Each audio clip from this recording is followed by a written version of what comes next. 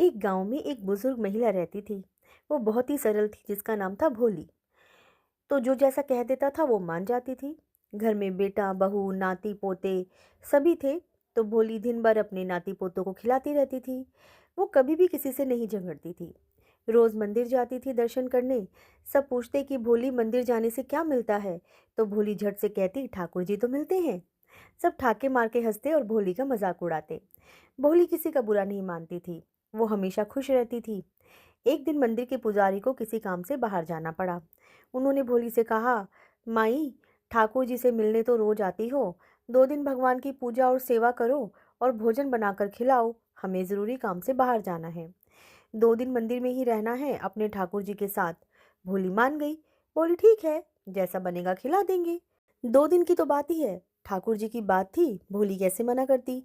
रोज मिलने भी जाती थी। भोली भगवान को मूर्ति नहीं, इंसान की तरह समझती थी।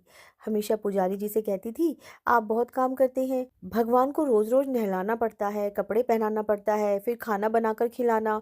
भगवान से कह दो अपने काम खुद कर लें। रोज दिन भर सजे बैठे रहते हैं।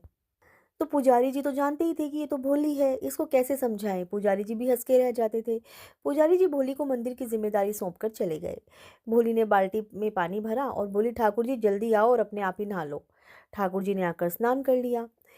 भोली बोली, कपड़े पहनो जल्दी से, और ये है चंदन, और जल्दी से तैयार हो जाओ। ठाकुर जी ने सारा काम स्वयं ही कर लिया।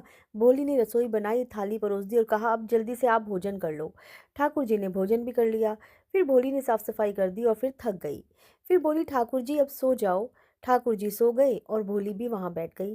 जब ठाकुर जी सो गए तो वो भी आराम करने अपने कमरे में चली गई। इस तरह से 2 दिन बीत गए। अब पुजारी जी आए और भोली से पूछा, हमारे ठाकुर जी की सेवा अच्छी तरह से की है ना। तो भोली बोली, हमने तो ठाकुर जी का बस भोजन बनाया, ठाकुर जी ने अपने सारे काम स्वयं किए। हम बूढ़े कैसे इतना काम करते। भोली बोली, हम तो बहुत थक गए हैं और अब हम अपने घर जा रहे हैं। पुजारी जी को भोली की बात पर विश्वास नहीं हुआ। बोले, भोली माई, एक दिन और काम कर दो और फिर चले जाना अपने घर। हम भी बहुत थके हैं, एक दिन का आराम कर लेंगे तो ठीक रहेगा। भोली किसी तरह मान गई। भोली फिर से वैसे ही ठाकुर जी को बुलाने लगी, जैसे पहले बुलाया था। पुजारी जी छुपकर ये सब देख रहे थे। ठाकुर जी आए और अपने आप स्नान करके चले गए। जैसे ही पंडित जी ने ठाकुर जी के दर्शन किए, उनकी आंखों में आंसू आ गए और भगवान अंतर ध्यान हो गए। पुजारी जी भोली के चरणों में गिर पड़े और कहने लगे, भोली माई, तुमने आज मुझे भगवान के दर्शन करा दिए, तुम धन्य हो मैया। मैंने इतनी सेवा की परंतु विश्वास की कमी थी, आज मेरी आंखें खोल दी हैं।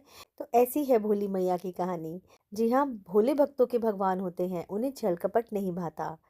वो तो बस इंसान की सच्ची नीयत और सीरत देखते हैं।